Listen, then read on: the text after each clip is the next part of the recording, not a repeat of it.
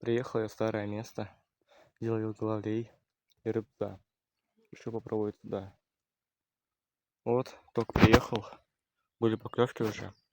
И гопс на мой крокодильчик. Вот он.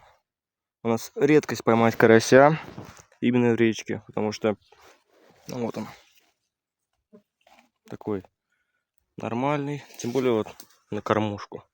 У нас вообще редко ловятся караси. Я сколько лет? 6, наверное, не ловил на речке у нас. На донке либо на удочке карася.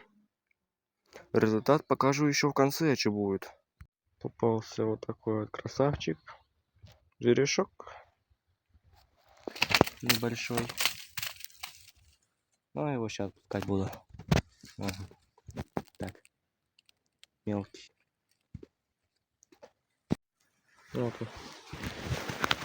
Жерешок. Ну, поплыл.